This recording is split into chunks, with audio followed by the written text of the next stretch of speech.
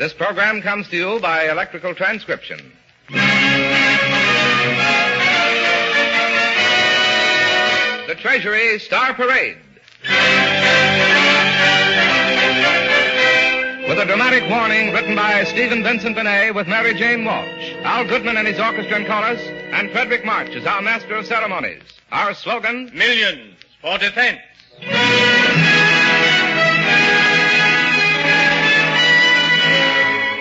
Mary Jane Walsh in a new Song to the People by Bob Wright and Chet Forrest.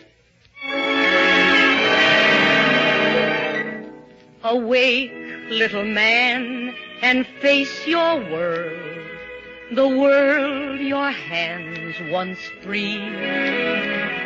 Those hands, little man, can save her now. In the hour of her need. The time is here. The time is here. The cry is on. The cry is on. Watchword speed.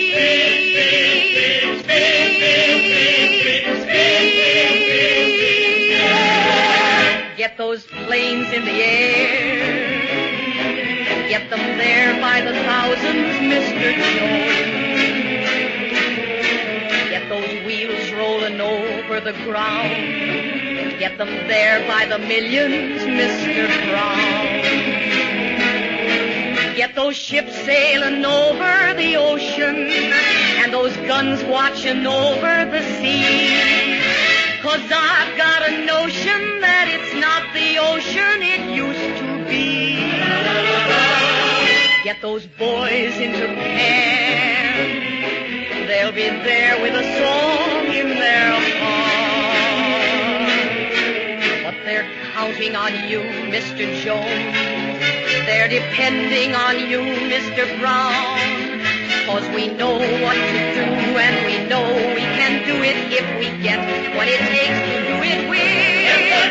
Give us ships by the hundreds, give us planes by the thousands, and for God's sake, hurry, Mr. Smith.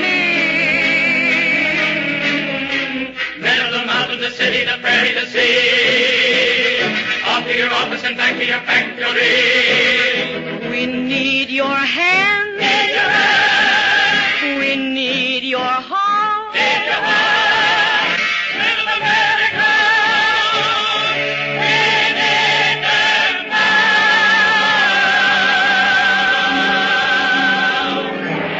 That the hands and the hearts of free men everywhere may never be stilled. Grow. Grow. Produce. Produce. Work. Work. Earn. Earn. Build. 'Cause we know what to do, and we know we can do it if we get what it takes to do it with. Give us ships by the hundreds, give us planes by the thousands, and for your sake, hurry. And for our sake, hurry. For God's sake, hurry, Mr. Smith.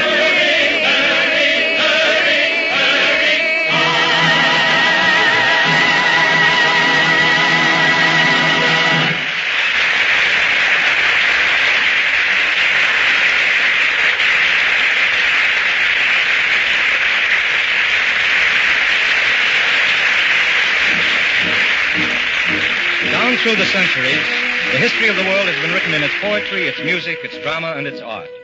Man's creative instinct has always burned brightest when he felt that freedom, his personal liberty, and his national security hung in the balance. The Marseillaise and the words for the Star-Spangled Banner were written in such moments of historical crisis. Battle songs of freedom and poetic cries of warning are here today as they were then. With the poet's prevision, Stephen Vincent Benet peers into the future, turns and looks at the American people, and issues this dramatic warning. Nightmare at noon.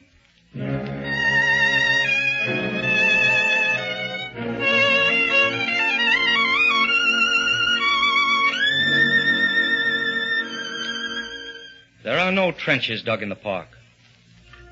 Not yet. There are no soldiers falling out of the sky.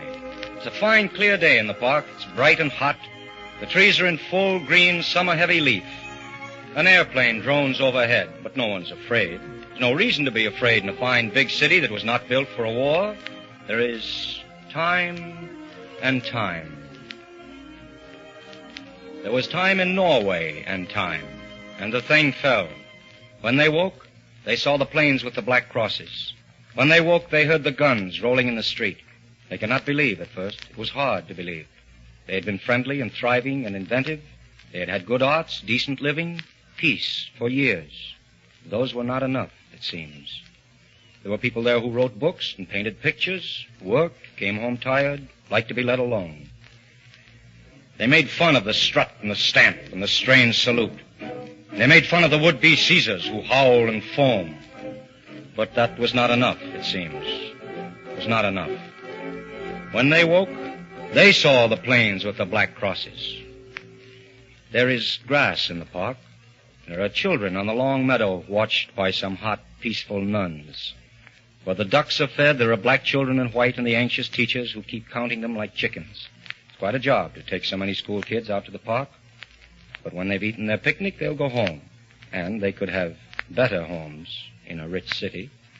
But they won't be sent to Kansas or Michigan at 24 hours' notice, dazed, bewildered, clutching their broken toys, hundreds on hundreds filling the blacked-out trains, just to keep them safe, just so they may live and not die, just so there's one chance that they may not die but live. That does not enter our thoughts. There's plenty of time. In Holland, one hears some children were less lucky. It was hard to send them anywhere in Holland. It's a small country, you see, and the thing happened quickly. The bombs from the sky are quite indifferent to children. The machine gunners do not distinguish. In Rotterdam, 1/4 of the city was blown to bits.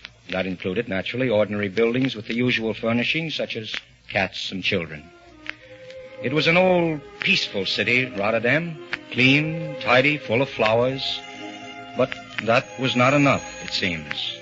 It was not enough to keep all the children safe. It was ended in a week, and the freedom ended. There is no air raid siren yet in the park, and the glass still stands in the windows around the park. The man on the bench is reading a Yiddish paper. He will not be shot because of that, oddly enough. He will not even be beaten or imprisoned. Not yet. Not yet. You can be a Finn or a Dane and an American. You can be German or French and an American. Jew, bohunk, nigger, Mick, all the dirty names we call each other, and yet American. We've stuck to that quite a while. Go into Joe's Diner. Try to tell the truckers that you belong to a master race, and you'll get a laugh. What's that, brother? Double talk? I'm a stranger here myself, but it's a free country. It's a free country.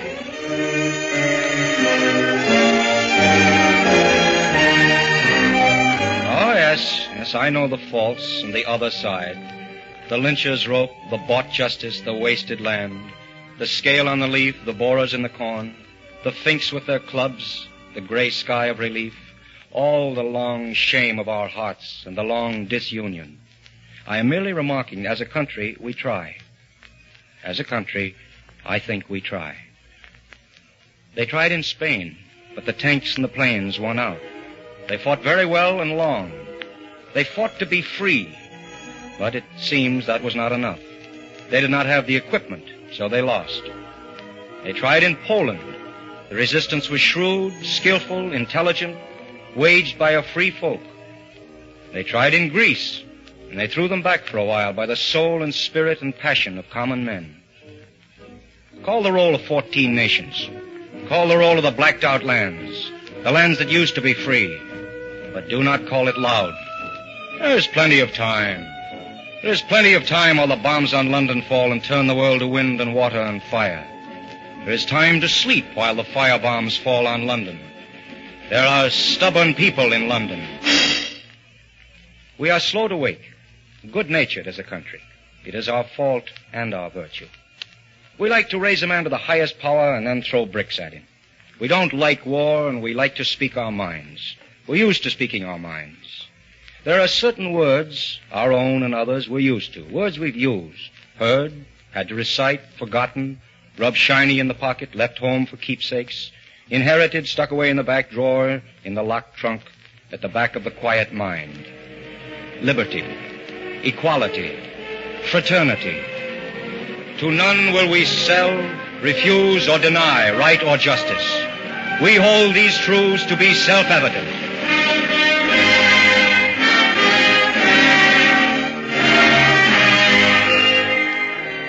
am merely saying, what if these words pass? What if they pass and are gone and are no more? Eviscerated, blotted out of the world. We're used to them, so used that we half forgot. The way you forget the looks of your own house, and yet you can walk around it in the darkness. You can't put a price on sunlight or the air. You can't put a price on these, so they must be easy. They were bought with belief and passion at great cost. They were bought with the bitter and anonymous blood of farmers, teachers, shoemakers, and fools, who broke the old rule and the pride of kings. Some never saw the end, and many were weary. Some doubtful, many confused. They were bought by the ragged boys at Valmy Mill, the yokels at Lexington with the long light guns and the dry New England faces, the iron barons writing a charter out for their own iron advantage, not the people. And yet the people got it into their hands and marked it with their own sweat. It took long to buy these words. It took a long time to buy them and much pain. Thenceforward and forever free. Thenceforward and forever free. No man may be bound or fined or slain till he has been judged by his peers to form a more perfect union. Words, our words. The others have their words, too, and strong words. Strong as the tanks, explosive as the bombs. The state is all. Worship the state. The leader is all. Worship the leader. Strength is all. Worship strength. Worship. Bow down or die. I shall go back through the park to my safe house. This is not London or Paris. This is the high, bright city, the lucky place, the place that always had time.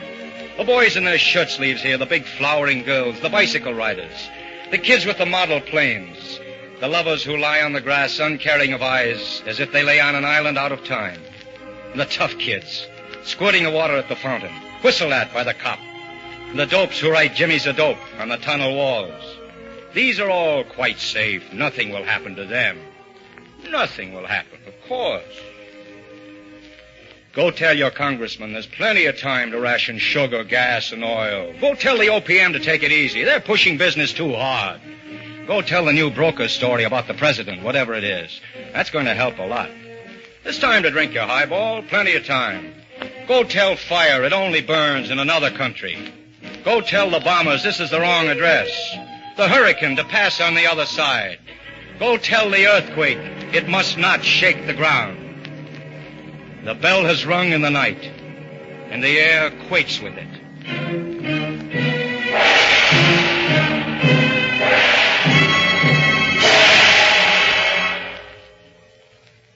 I shall not sleep tonight when I hear the plane.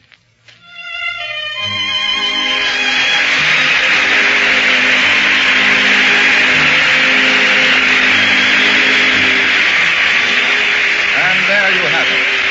What more can we ask? Get those planes in the air. Get them there by the thousands. Get those wheels rolling over the ground. Get them there by the millions. And buy. Buy defense bonds and stamps. Buy them from your grocer. Buy them from your butcher, your banker, your drugstore, your post office. Get the habit and budget a part of your income every week and join the Treasury payroll savings plan wherever you work. Defense bonds and stamps are your way of investing in America. It's your country. Keep it yours. The United States Treasury Department thanks the distinguished artists who donated their talents to this performance. Mr. Frederic March, who acted as our master of ceremonies, Mary Jane Walsh, and Stephen Vincent Benet for the use of his dramatic poem, Nightmare at Noon, and to Mr. Václav Moravin, the Czech composer, for his beautiful score. The orchestra and chorus were under the direction of Al Goodman. Writing by Malcolm Meacham, John Latouche, and Hal Block. Production by William A. Bacher. This is Larry Elliott speaking.